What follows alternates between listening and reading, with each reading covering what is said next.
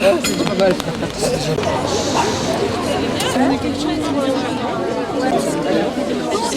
La façon d'étudier concrètement, c'est voilà.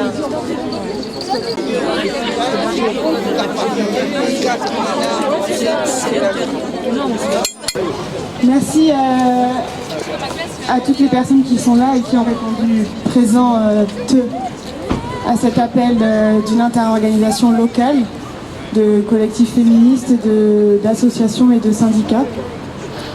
On est très contente que vous ayez pris le temps de venir ce soir pour dénoncer les violences faites aux femmes. Donc on a une première prise de parole pour lancer le cortège. On a la chance d'avoir la batucada locale qui va nous ambiancer juste avant de démarrer. Le parcours, ça part d'ici, on va aller jusqu'au Sablard. Il y aura une prise de parole au Sablard aussi. On va descendre jusqu'à la mairie où il y aura une nouvelle prise de parole et on revient conclure la manif ici. Et on se retrouve dans la foulée vers 20h au Merle-Moqueur pour une causerie féministe et paysanne avec la Confédération paysanne et le MODEF. Voilà, merci à tous d'être là et bonne manif. Ce 25 novembre a un goût de colère particulier car il arrive après bientôt 3 mois d'illustration de la maltraitance que subissent les victimes de viol quand elles arrivent à parler. Nous ne pouvons ignorer le procès de Dominique Pellicot et des 51 autres hommes qui ont consciemment et volontairement choisi d'aller violer Gisèle Pellicot, une femme rendue inconsciente par son mari et livrée en pâture sur un forum internet. La mise en scène est horrifique et nous semble irréelle, monstrueuse, exceptionnelle. Pourtant, ce sont bien 52 hommes banals, français, insérés dans la société, qui étaient des pères, des conjoints, des collègues, des frères, des grands-pères, des amis, des voisins, et pas un n'a dénoncé la situation. Des hommes que Pellicot a contactés ont refusé après avoir compris que c'était un viol organisé, et pas un n'a dénoncé ce qu'il se passait. Tout le monde a choisi de laisser faire. Pour se justifier, ils utilisent des plaidoyers pitoyables et violents pour toutes les victimes. Ils ne savaient pas. Ils pensaient qu'elle était consentante parce que le mari avait donné son accord. Ils ne sont pas des violeurs parce qu'ils ont fait des caresses, parce que le violeur, c'est forcément l'autre, le monstre, le fou, l'étranger. Mais c'est certainement pas le bon père de famille, le bon collègue, le mec qui respecte les femmes parce qu'il aide aux tâches ménagères. Ils reconnaissent avoir eu des relations sexuelles, mais ils refusent de se reconnaître comme des violeurs. Donc c'est encore le consentement de la victime qui se retrouve interrogé lors du procès. Ce que ce procès montre au grand jour, ce sont les techniques mises en place par les hommes pour immobiliser et isoler leur proie, afin de leur imposer des pratiques qu'ils savent qu'elles ne désirent pas. Si la justice n'arrive pas à prouver l'intentionnalité de viol des accusés avec tous ces éléments, nous, militantes féministes, on les voit, on le sait et on ne laissera plus rien passer. Nous avons le courage de dénoncer ce que tous les hommes choisissent de faire ou de laisser passer. Le gouvernement et les législateurs disent que c'est la définition du viol qui pose problème. Ils proposent d'intégrer le consentement dans la loi contre le viol pour pouvoir juger les affaires qui ne présentent pas de coercition explicite. Mais nous ne sommes pas dupes. Une modification de loi ne changera rien sans une modification profonde des rapports de pouvoir inégaux qui structurent notre société. Cette loi n'empêchera pas le parole contre parole. Et dans tous les cas, nos voix sont considérées comme moins fiables que celles des hommes. Nous affirmons que le problème, ce n'est pas le consentement, mais bien le système patriarcal qui violente, qui précarise, qui isole et par là autorise des violences exercées sur les minorités de genre et de sexualité au quotidien, sous des formes multiples, que les chercheuses féministes appellent le continuum de violence. Ce sont des remarques sur le physique, les blagues discriminantes, les violences conjugales, le harcèlement de rue, le harcèlement sur le lieu de travail, le chantage affectif, la surveillance de ses partenaires, le contrôle des tenues, la fouille des messages, le contrôle des relations, le dénigrement et rabaissement de ses partenaires, les moqueries, la limitation des déplacements, les viols, les agressions, les discours sexistes, les meurtres en raison du genre ou de l'orientation sexuelle, les incestes et le climat incestueux. Ce sont les violences administratives, financières, psychologiques, physiques, la transmisogynie, les cyberviolences, les violences médicales, dont les violences gynécologiques et la prise en charge différenciée de certaines patientes qui mènent parfois à la mort. Par exemple, ce que l'on appelle le syndrome méditerranéen, c'est-à-dire minimiser la douleur de certaines personnes en raison de l'appartenance réelle ou supposée à un groupe racialisé. Cette liste est malheureusement non exhaustive. Ces violences sont en majorité commises par des hommes. Du dernier rapport de l'Observatoire des violences conjugales, il ressort qu'en 2023 en France, 97 394 appels ont été pris en charge par le 3919. 97% des appels concernaient des violences conjugales. Et selon son même rapport, 99% des auteurs de violences sont des hommes et 99% des victimes, des femmes. Ces hommes sont, pour la majeure partie, ceux de notre entourage proche, des gens que l'on connaît, peu importe leur éducation et leur milieu social. Ce sont nos pères, nos frères, nos voisins, nos amis. Et toutes ces violences sont entretenues par un système patriarcal. Ces appels n'entraînent pas nécessairement de prise en charge juridique. Seuls 6% des victimes d'agressions sexuelles, de viols ou de tentatives de viol parviennent à porter plainte. Et seulement 1% des agresseurs sont reconnus coupables. Nous dénonçons les nombreux refus d'enregistrement de plaintes par les forces de l'ordre encore en 2024 qui sont pourtant illégaux, ainsi que le classement sans suite de l'écrasante majorité des plaintes déposées. Nous rappelons que, malgré un non-lieu, un classement sans suite, l'absence de plainte ou de procès, cela ne signifie pas que l'agression n'a pas été commise, ni que la personne accusée n'est en réalité coupable. C'est juste que les critères de preuve établis par la justice sont déconnectés de la réalité des faits de violence que nous vivons et dénonçons. Nous déplorons encore que les agresseurs ciblent davantage les personnes minorisées et rendues vulnérables par une société inégalitaire. Les personnes handicapées, psychiatrisées, racisées, les enfants, les personnes âgées, les personnes LGBTQ+, celles dont les corps sont non conformes aux standards majoritaires. Les chiffres dont nous disposons indiquent que les femmes handicapées sont 4 fois plus exposées aux violences sexistes et sexuelles que les femmes valides et elles ont 2 fois plus de risques d'être victimes de viols. En 2024, au 20 novembre, nous comptons 427 personnes trans décédées dans le monde en raison de la transphobie, dont 350 meurtres. Environ 10% des enfants sont victimes d'inceste, ce qui peut représenter 2 à 3 enfants par classe.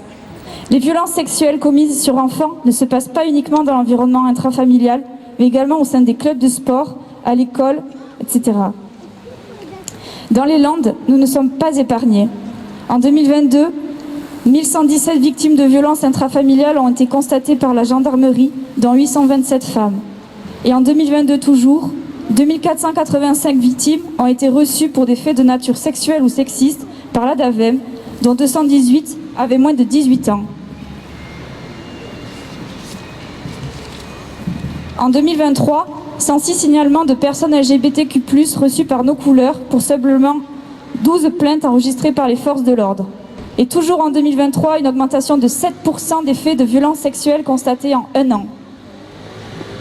Dans le cadre des violences conjugales, il est important de rappeler que les enfants sont co-victimes. Et elles seraient plus de 398 000 en 2019, selon le Haut Conseil à l'égalité. Les enfants sont profondément affectés par l'exposition aux violences du foyer. Cela peut avoir des conséquences graves sur leur état de santé. 60% des enfants co-victimes présentent des troubles post-traumatiques. Protéger les mères et les enfants est primordial.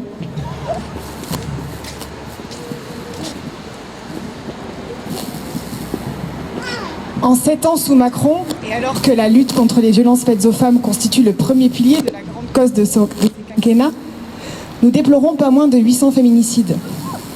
Et depuis quelques mois, Macron nous a imposé un nouveau gouvernement spécial manif pour tous. Est-ce que c'est normal ça, Nico ? Je me rapproche de l'enceinte. Alors, je reprends. Je disais qu'en 7 ans, sous Macron, et alors que la lutte contre les violences faites aux femmes constitue le premier pilier de la grande cause de ces quinquennats, nous déplorons pas moins de 800 féminicides. Et depuis quelques mois, il nous a imposé un nouveau gouvernement réac, spécial manif pour tous et anti-IVG. Nous nous inquiétons aujourd'hui quant à l'évolution des textes, des lois, de la justice, de notre environnement, de notre société au regard des violences sexistes et sexuelles, et plus largement autour des droits des femmes et des personnes minorisées. Les groupes fémonationalistes, les transphobes de notoriété publique, les acteuristes politiques d'extrême droite se saisissent de nos luttes pour y injecter des idées nauséabondes. Par exemple, la droite et l'extrême droite n'ont pas parlé des 103 féminicides précédant le meurtre d'une femme nommée Philippine parce qu'elle n'avait rien de raciste à en dire. Si le nombre et la gestion des violences sexistes et sexuelles en France sont préoccupants, nous sommes solidaires des femmes, des personnes minorisées et enfants victimes de violences sexistes et sexuelles dans le monde entier. Que ce soit dans les pays où l'extrême droite est au pouvoir ou dans les pays où les régimes autoritaires mettent à mal les droits humains, dans les territoires en guerre. La lutte contre les violences patriarcales va de pair avec la lutte contre le fascisme, contre l'impérialisme et contre le colonialisme. Nous avons une pensée pour les femmes et les enfants à Gaza qui vivent un déferlement de violences inacceptables. On estime que 70% des victimes du génocide en cours sont des femmes et des enfants. Les femmes et les jeunes filles sont en outre victimes de tortures et d'agressions sexuelles. En Argentine, depuis que le président d'extrême droite Javier Milei est au pouvoir, l'IVG, les droits des femmes, l'éducation sexuelle sont en danger. C'est un climat similaire en Italie avec le gouvernement d'extrême droite de Giorgia Meloni et nous ne sommes pas à l'abri en France au vu du contexte politique. Enfin, l'Afghanistan fait partie des nombreux régimes autoritaires où les droits humains sont bafoués. Sous le régime taliban, les femmes, filles, membres de la communauté LGBTQIA+, sont privées de droits. Les femmes sont notamment privées par les talibans des droits les plus élémentaires. Aller à l'école, à l'université, travailler, s'habiller comme elles le souhaitent ou même chanter. Nous sommes évidemment solidaires de toutes les femmes qui subissent l'horreur des guerres et de ces régimes autoritaires, mais nous restons encore une fois vigilantes quant aux récupérations politiques. Le port du voile et l'islam cristallisent encore de nombreux discours racistes pseudo-féministes. Est-ce que vous voulez qu'on lance un premier slogan? Un petit so-so? So-so! Solidarité avec les femmes du monde entier et so-so! Solidarité avec les femmes du monde entier et so-so! Solidarité avec les femmes du monde entier et so-so! Solidarité avec les queers du monde entier et so-so! Solidarité avec les femmes du monde entier. Et que fait la Batouk? Est-ce qu'on vous laisse la place à Batoukada? Ils sont pas là encore. Ils sont pas là encore. Et je crois qu'il va continuer. Parce que je pense que je vais pas prendre beaucoup la parole parce que j'ai pour la panique. Ah, je peux lire le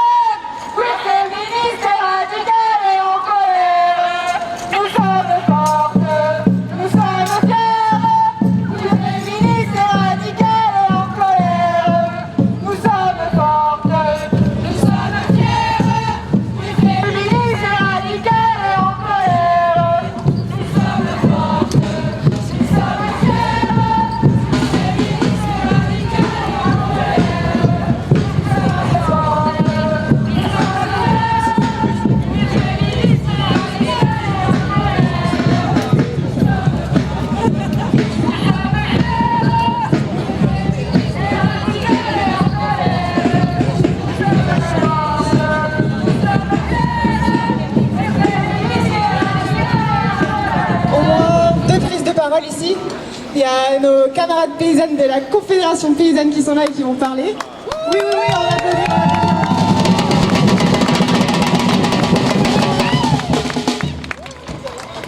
Et est-ce que nos camarades de la FSU veulent s'exprimer ici? Voilà, également.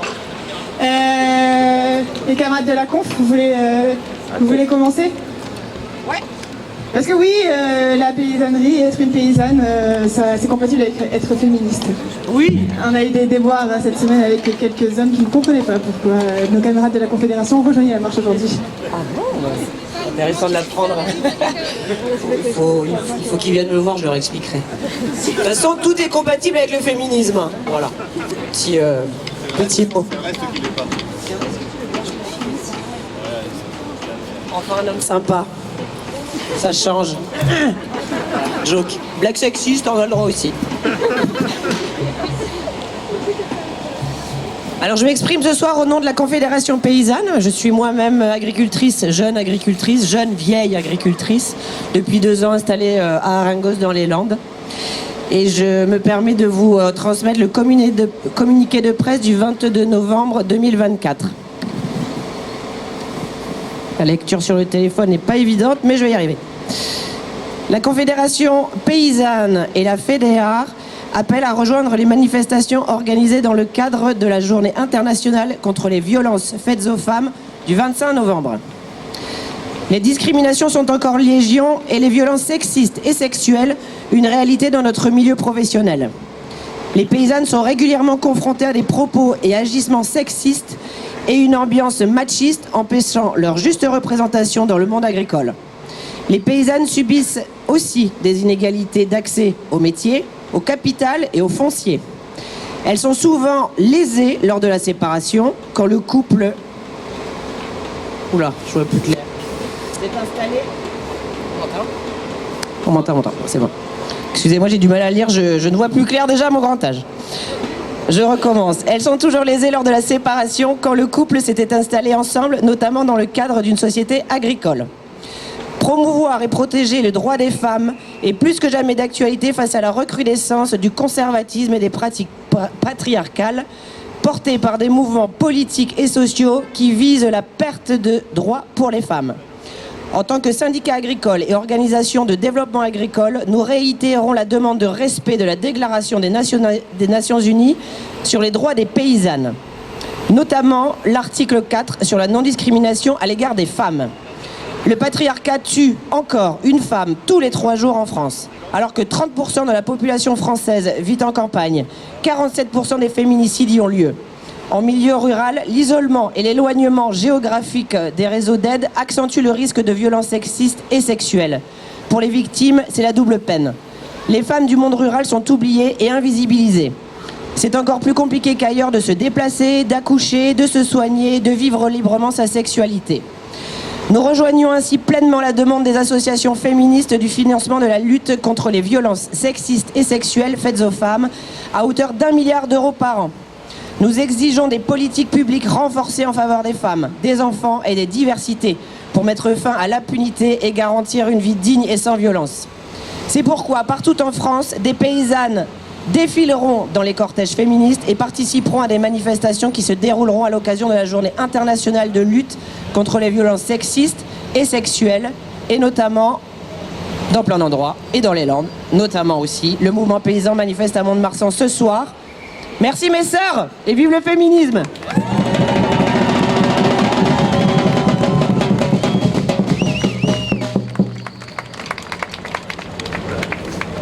Bonsoir. Le 25 novembre, journée internationale pour l'élimination des violences faites aux femmes, a une signification encore plus particulière cette année. Le procès de Mazan, comme d'autres récemment, secoue notre société et révèle à quel point le pays doit se doter d'un plan global interministériel pour prévenir et traiter rigoureusement les violences sexistes et sexuelles.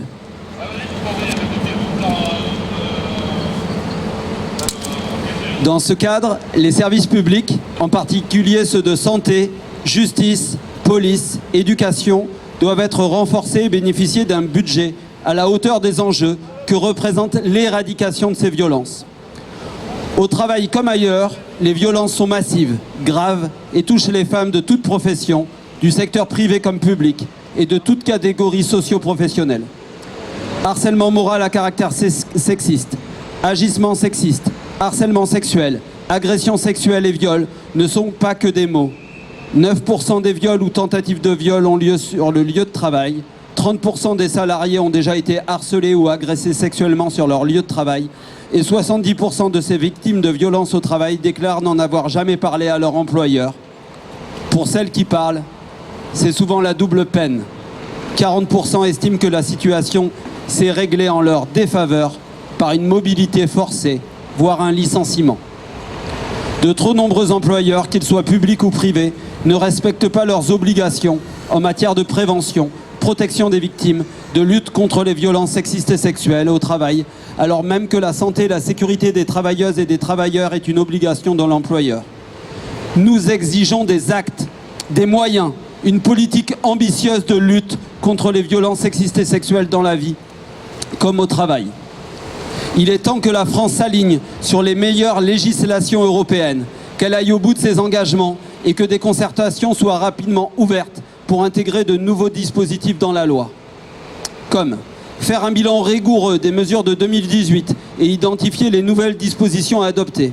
Construire un baromètre annuel pour évaluer le ressenti des salariés et des agents sur les violences sexistes et sexuelles au travail, sous l'égide du Haut Conseil à l'égalité. Mettre en place des sanctions pour toutes les entreprises et établissements qui n'ont pas de plan de prévention des violences sexistes et sexuelles et de dispositifs de signalement négociés. Des droits pour protéger les victimes de violences conjugales, abrogation des jours de carence en cas d'arrêt maladie, ces fameux jours de carence pour lesquels on sera dans la rue le 5 décembre, interdiction de licenciement, droit à absence rémunérée pour faire ces démarches, droit à la mobilité géographique et fonctionnelle. Nous demandons l'obligation de formation des personnels, des ressources humaines, personnel encadrant, élus dans les instances représentatives du personnel, notamment tous les comités sociaux.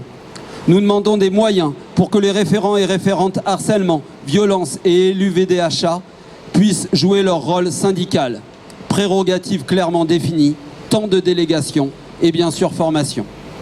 L'obligation annuelle d'une campagne de sensibilisation sur les violences sexistes et sexuelles auprès de l'ensemble des salariés sur leur lieu et temps de travail. L'obligation de mise en place de dispositifs de prévention spécifiques pour les travailleuses et travailleurs les plus vulnérables, notamment les jeunes, les précaires, les personnes LGBT+, les travailleuses de nuit ou en milieu non mixte. Nous demandons des droits pour que les victimes de violences sexistes et sexuelles travaillant dans des entreprises représentant du personnel puissent être défendues et accompagnées par un syndicat face à leur employeur. Nous demandons un accès aux soins garantis avec le remboursement à 100% des consultations en psychotraumatologie pour les victimes. Les violences sexistes et sexuelles au travail ne sont pas une fatalité. Il faut transformer le travail et transformer la société tout entière. Merci.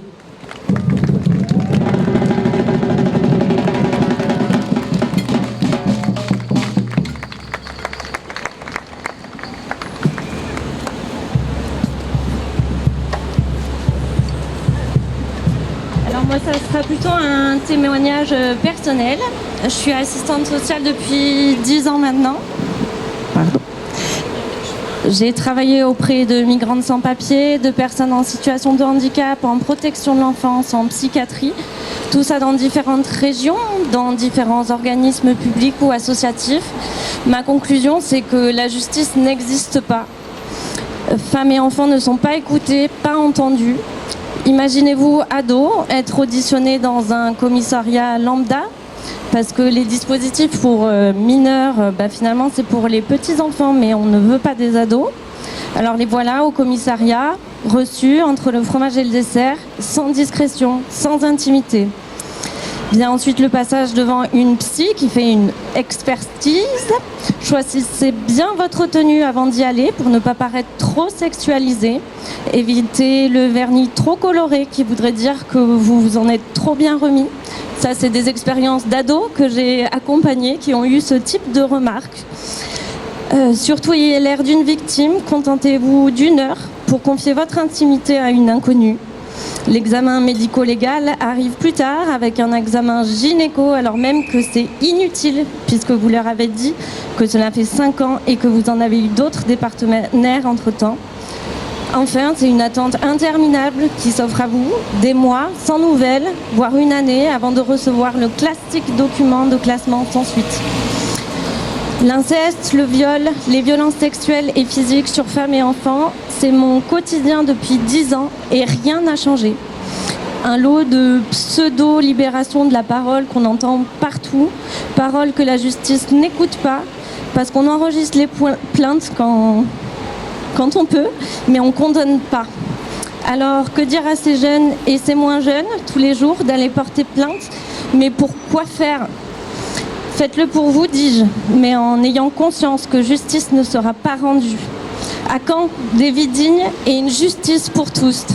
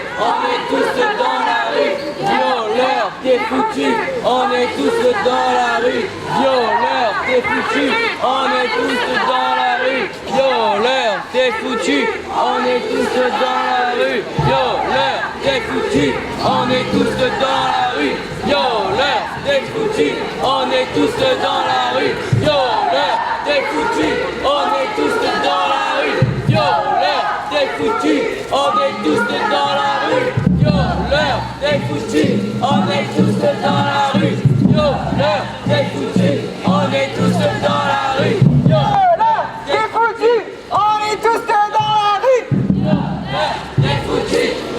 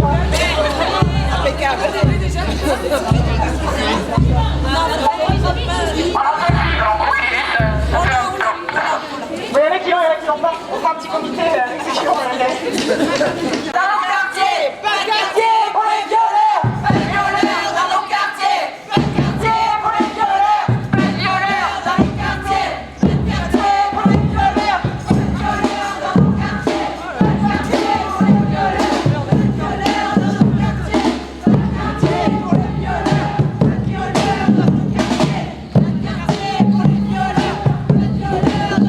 quartiers, pas de quartier pour les violeurs, pas de violeurs dans nos quartiers, pas de quartier pour les violeurs, pas de violeurs dans nos quartiers, pas de quartier pour les violeurs, pas de violeurs dans nos quartiers, pas de quartier pour les violeurs, pas de violeurs dans nos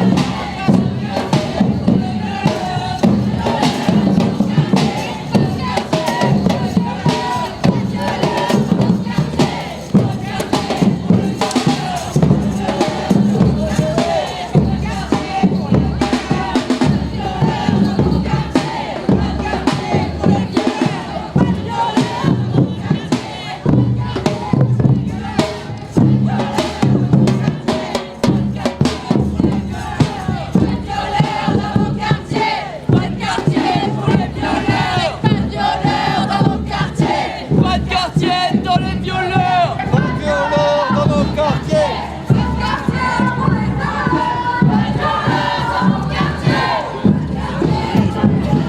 Pas de violeurs dans nos quartiers.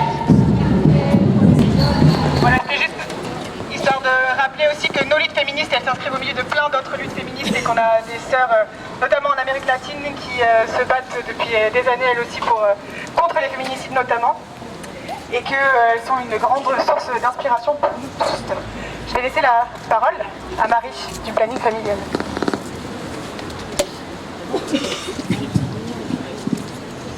Merci à toutes et à tous d'être présents aujourd'hui ce soir.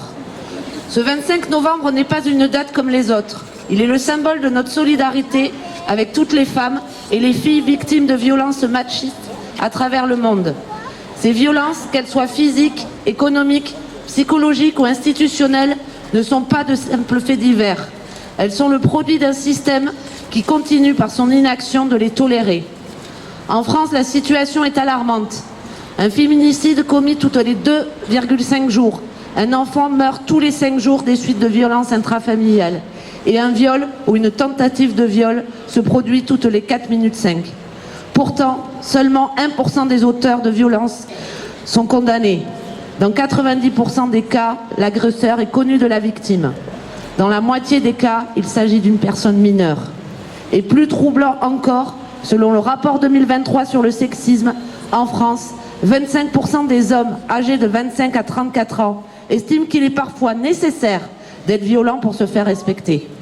Ces chiffres ne sont pas abstraits. Ils incarnent des vies brisées, des drames répétés et le reflet glacé d'une culture patriarcale profondément enracinée. En 2017, le mouvement MeToo a pourtant marqué un tournant.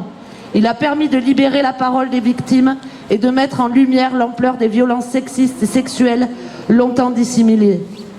Les affaires se multiplient, les chiffres ont explosé. Pourtant, les changements concrets se font attendre. Nous manquons toujours d'une politique publique globale et ambitieuse à la hauteur de cette urgence. Ces violences ne sont pas des faits isolés. Elles sont partout, dans les foyers, les écoles, les entreprises, les institutions médicales, les médias. Elles touchent les femmes, les enfants, les minorités de genre. Et lorsqu'elles croisent avec d'autres oppressions comme le racisme ou la précarité, leur impact devient encore plus insidieux et destructeur. Le procès Mazan ou les révélations sur les abus commis par des figures intouchables comme l'abbé Pierre ne sont pas des exceptions. Ce sont les symptômes d'un mal systémique, d'une impunité enracinée. Le courage de Gisèle Pelicot et de tant d'autres victimes nous oblige aujourd'hui à regarder cette réalité en face. Mais il existe des solutions et elles doivent être mises en œuvre sans attendre. Depuis des années, les associations féministes, les organisations engagées, alertent, proposent, tracent la voie. Cette année encore, la coalition féministe propose une loi intégrale et a présenté 140 mesures ambitieuses, réfléchies, cohérentes. Ces propositions, enjeux de décennies d'expérience et de recherche, répondent précisément à la réalité des violences que nous dénonçons tous ici ce soir. Elles prônent d'abord un investissement massif. Porter le budget national dédié à cette cause à 2,6 milliards d'euros, un montant qui reflète enfin l'ampleur des actions nécessaires à tous les niveaux. Elles insistent également sur l'éducation dès le plus jeune âge, pour déconstruire la culture sexiste et la violence, et sur la formation des professionnels, enseignants, juges, médecins, afin qu'ils puissent prévenir, reconnaître et agir face aux violences. Elles appellent à une transformation profonde de la justice pour que les parcours des victimes ne soient plus un chemin de croix. Simplifier la collecte des preuves, garantir un traitement respectueux des plaintes et augmenter drastiquement le taux de condamnation. Tout cela est indispensable pour que la justice ne soit plus perçue comme inaccessible ou inefficace. Enfin, elle propose de s'attaquer aux angles morts de cette lutte en reconnaissant les violences obstétricales, les mutilations sexuelles et les mariages forcés et les abus dans l'industrie pornographique. Ces propositions existent, elles sont prêtes. Elles n'attendent plus qu'une réelle volonté politique pour devenir réalité. Malgré les promesses, l'État français n'a toujours pas adopté de loi cadre comme l'a fait l'Espagne en 2004.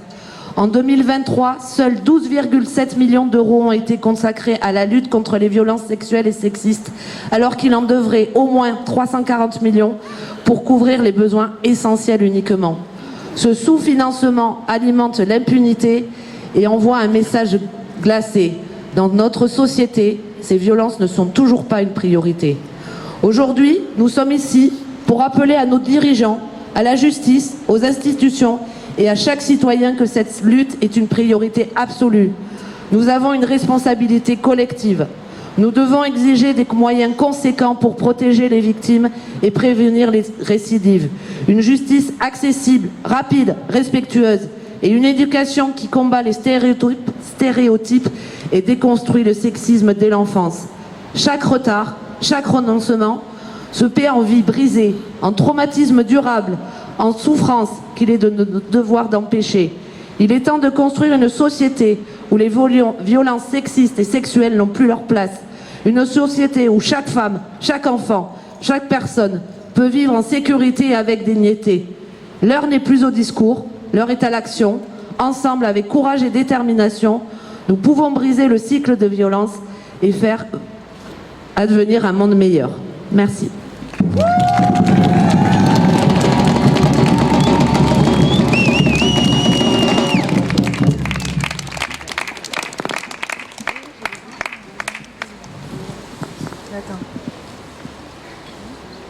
Excusez-nous, il y a des petits réglages techniques à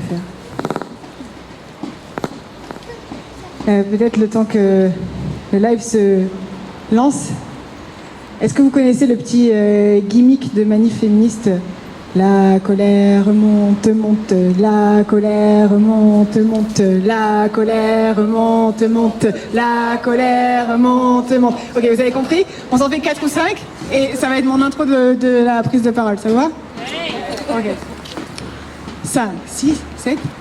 La colère monte, monte, la colère monte, monte, la colère monte, monte, la colère monte, monte, la colère monte, monte, la colère monte, monte, la colère monte, monte, la colère monte, monte, la colère monte,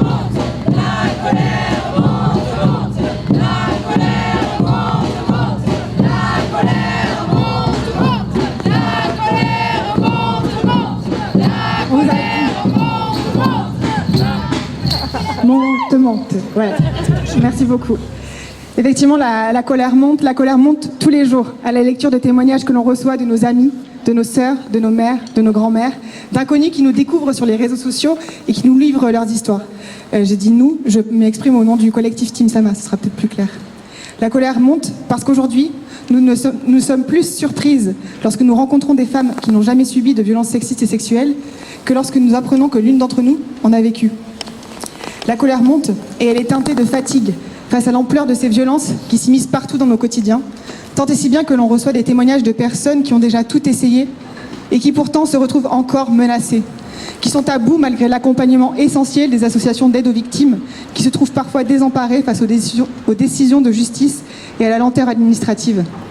La colère monte quand on regarde de plus près les chiffres du budget alloué à l'égalité et à la lutte contre les violences faites aux femmes. À titre d'exemple, on peut se référer au rapport « Où est l'argent contre les violences faites aux femmes » de 2023 de la Fondation des femmes, dans lequel elles estiment qu'au total, l'État aura dépensé 184,4 millions d'euros en 2023 pour lutter contre toutes les violences faites aux femmes, quand les besoins atteignent entre 2,6 à 5,4 milliards d'euros. On y lit également que le seul dispositif dédié aux victimes de viols et d'agressions sexuelles financées est la ligne téléphonique Viol Femmes Info, portée par le collectif féministe contre le viol. Et cette subvention est tout bonnement indigente. L'État alloue au CFCV l'équivalent de 20 centimes d'euros par femme victime de viol, tentative de viol ou d'agression sexuelle hors couple pour qu'elle soit écoutée.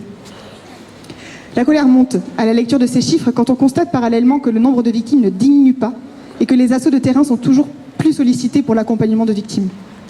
Par ailleurs, ce n'est pas tellement pour ce que ça change, mais pour le symbole tout de même, nous pouvons rappeler qu'Emmanuel Macron, ayant fait de la lutte contre les violences faites aux femmes les grandes causes de ces deux quinquennats, ces gouvernements successifs n'ont pourtant jamais compté de ministère plein aux droits des femmes, mais un ministère délégué et du secrétariat d'État. Oui, bouh, bouh. Alors la colère monte, quand on nous dit de nous calmer, quand on nous dit que, quand même, ça a bien évolué, quand on entend qu'il y a viol et viol, quand on se retrouve face aux chiffres, quand on lit des commentaires qui expliquent à nos camarades paysannes que venir manifester aujourd'hui, ça va diviser la classe paysanne, ou que chez nous, on devrait s'estimer heureuse, parce qu'en Iran, c'est quand même pas la même histoire.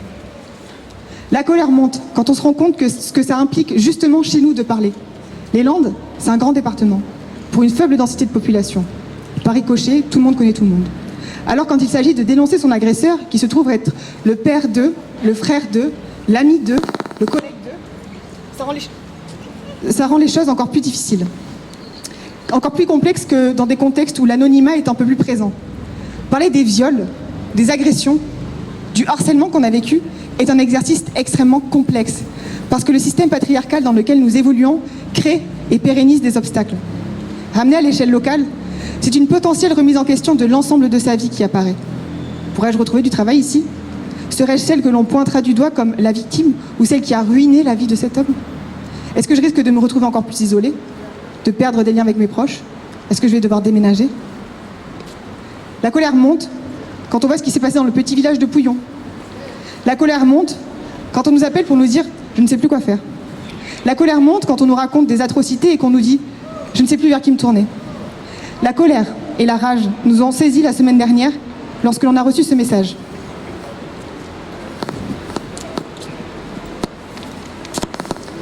Je viens de découvrir votre association en raison de votre manifestation lundi. Je ne sais pas pourquoi, mais j'ai eu envie de vous écrire, ne sachant plus vraiment vers qui me tourner. Je me suis séparée de mon bourreau cette année, après une longue relation. Lorsque je lui ai dit que je voulais le quitter, il est allé chercher le fusil chargé et il a menacé de se tirer dessus, mais j'ai eu très peur pour ma vie ce jour-là. Pour résumer, j'ai vécu avec un pervers narcissique dont je pensais jamais pouvoir partir. J'ai toujours pensé que je ne pourrais pas me séparer de lui que lorsqu'il mourrait. Mais voilà, c'est fait. Je travaille à mon compte, à mon domicile. Depuis la séparation, il a été condamné à une interdiction de contact, d'être dans ma rue et d'être au domicile durant 3 ans, une interdiction d'armes durant 5 ans et 8 mois de sursis probatoire. Il a fait appel de l'interdiction du domicile et de la rue et de l'interdiction d'armes. Appel qui se fera sûrement l'année prochaine. Depuis sa sortie de garde à vue, suite à son interpellation il y a plusieurs mois, il s'est mis en arrêt maladie et il a passé tout son temps à me harceler, me suivre, me faire peur dans chacun de mes déplacements, que ce soit à pied ou en voiture, où il a fait semblant de vouloir m'écraser avec mes chiens. À chacune de mes sorties, il est là. Je suis comme enfermée chez moi, sachant qu'il m'observe dans les bois. Cette pression est devenue insupportable. J'ai été faire des mains courantes, j'ai voulu déposer plainte et les gendarmes ne voulaient pas. Ils transformaient tout en main courante. Dernièrement, j'ai changé de gendarmerie pour pouvoir porter plainte à l'aide de vidéos et de photos. Classé sans suite, faute de preuves. Il faut dire que les gendarmes ne se forcent pas beaucoup. J'imagine que lorsqu'ils l'interrogent, ils ne sont pas très efficaces pour le faire avouer. La première audience de mon procès de divorce va avoir lieu. Il veut tout récupérer, la maison, qui est mon outil de travail, car j'y reçois mes clients, ma voiture, les animaux qu'il a maltraités. Les mensonges dans les conclusions que son avocate présentera vont à nouveau m'anéantir. Il y a peu de temps, j'ai même pensé que c'était plus facile avant. La maltraitance psychologique et physique que j'ai connue était devenue une habitude et la pression que j'ai actuellement, le fait de ne pas pouvoir anticiper ce qu'il va faire, la peur de sortir du tribunal. J'ai même contacté une société de sécurité, mais c'est hors de prix pour me protéger. Il frôle toujours les limites de la loi, il vient la nuit, il sonne à mon portail, il passe la nuit dans la rue. J'ai réduit mes sorties de la maison aux courses strictement nécessaires. Ce n'est qu'un bref résumé. Si par hasard, une idée vous vient pour me venir en aide, le harcèlement que je subis, je ne le supporte plus. Je jette une bouteille à la mer. Merci de m'avoir lu. Je serai avec vous lundi soir, au moins par la pensée, si mon état psychologique ne me permet pas plus.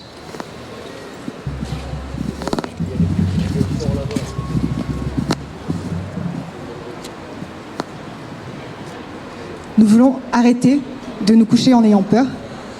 Nous voulons pouvoir aller dans la rue sans avoir peur. Nous voulons pouvoir laisser nos enfants à garder sans avoir peur. Nous voulons que le domicile et le cadre familial cessent d'être des espaces où l'immense majorité des violences ont lieu. Nous voulons que les institutions nous croient, nous respectent et nous accueillent dignement. Nous voulons tout cela et nous sommes en colère. Cette colère est légitime. Nous ne nous tairons plus jamais et nous exigeons réparation et prévention. Pour cela, madame.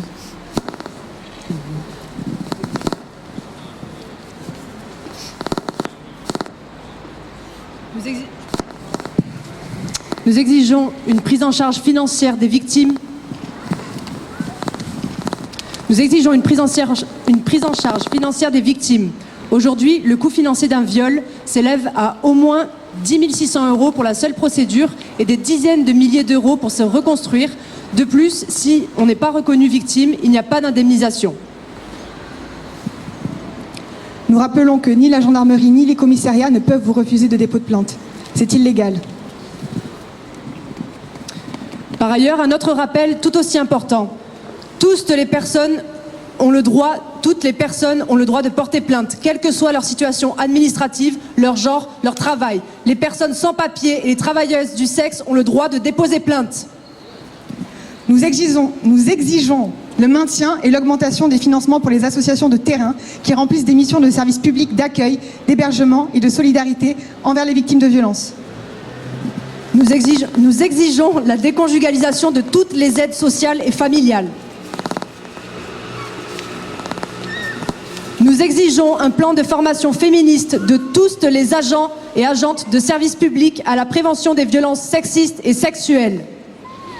Nous exigeons que les heures obligatoires depuis 2001 d'éducation à la sexualité et à la vie affective dans les établissements scolaires soient effectivement mises en place.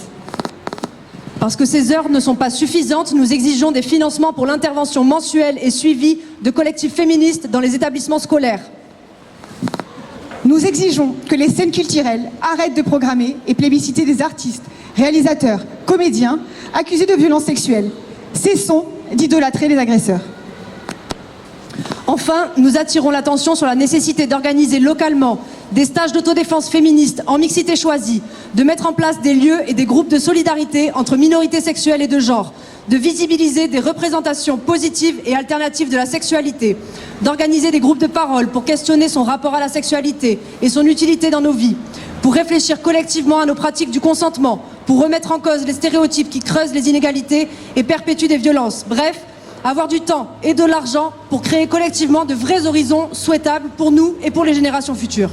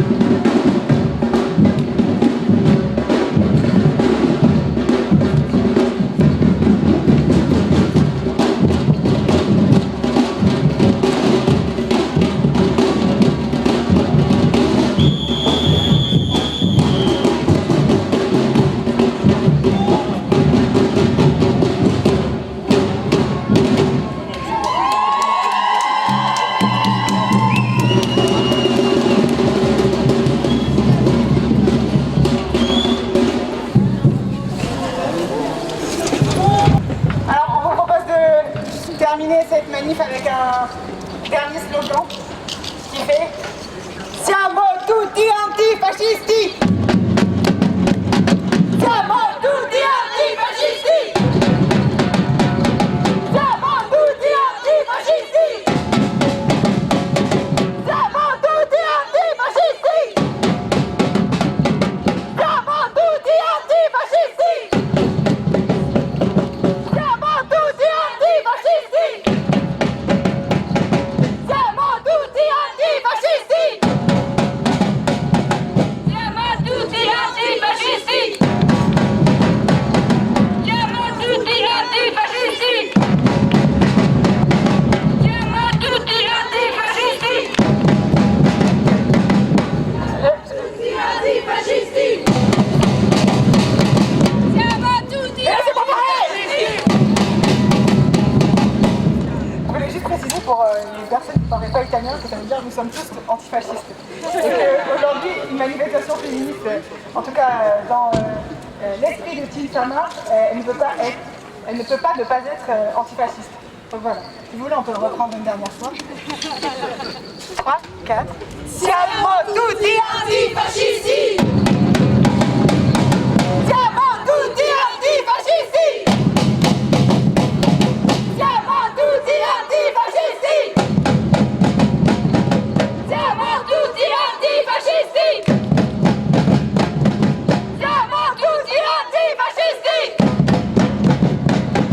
Siamo tutti antifascisti! Siamo tutti antifascisti! Siamo tutti antifascisti! Siamo tutti antifascisti! Siamo tutti antifascisti! Siamo tutti antifascisti! Siamo tutti antifascisti! Siamo tutti antifascisti! Siamo tutti antifascisti! Siamo tutti antifascisti! Siamo tutti antifascisti! Siamo tutti antifascisti! Bravo!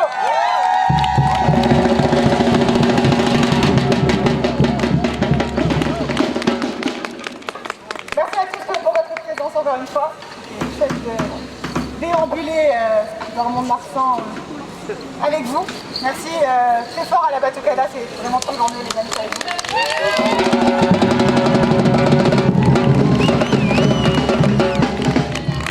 On est au nom du Team Sama, je veux dire qu'on est très contents d'avoir compté nos camarades paysannes dans la manif.